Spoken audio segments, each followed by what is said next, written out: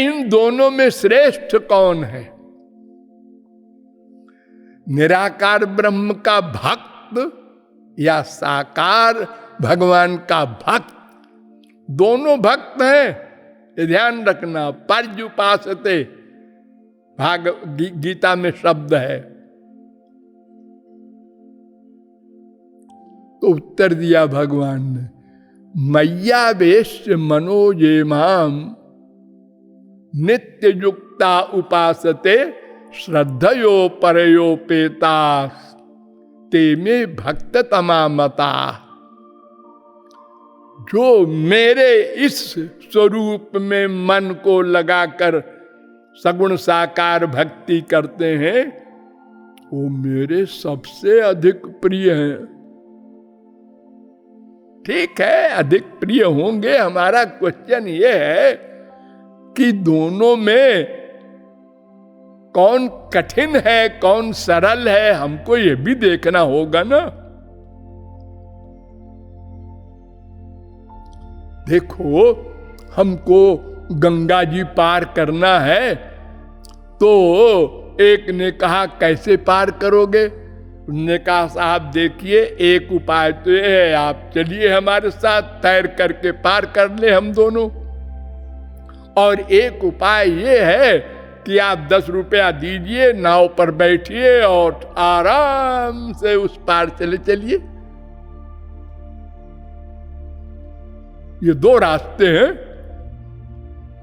उन्होंने कहा भाई इतनी बड़ी धारा में, इतनी तेज धारा में, भादों की गंगा में तैर कर जाने की सोचना ये हमारे लिए असंभव है। तो फिर नाव पर बैठ के चले जाइए। तो भगवान ने कहा कि देखो अर्जुन, ये मेरे निर्गुण स्वरूप की बात सोचना भी बड़ा कठिन है, करना और कठिन है, और आखिर में भी पतन हो सकता है। क्लेशोधिक तरस्तेषाम अव्यक्ता सक्त चेतसाम अव्यक्ता ही गतिर दुखम देहवत विरवाप्यते। 12वें अध्याय का 5वां श्लोक।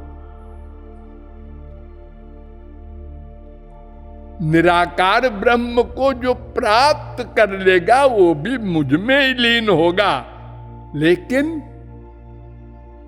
अधिकतर बहुत कष्ट है। तुलसीदास ने कहा कि कहत कठिन समुझत कठिन। कहने ही कठिन है। चलो, कोई अद्वैती वेदांती स्वयं शंकराचार्य आकर कहे कि तुम मूर्ख हो, ज्ञानी बन जाओ तो ब्रह्म मिल जाएगा, ब्रह्म बन जाओगे। तो क्यों शंकराचार्य जी, आप तो कहते हैं सब ब्रह्म है, तो हम भी तो ब्रह्म हुए। फिर आप उपदेश किसको दे रहे हैं? ब्रह्म का। अरे तुम समझते नहीं? अरे समझते क्या नहीं? अरे समझाओ ना। तो तुम भी ब्रह्म हो, हम भी सब जीव ब्रह्म है, तुम यही तो कह रहे हो ना।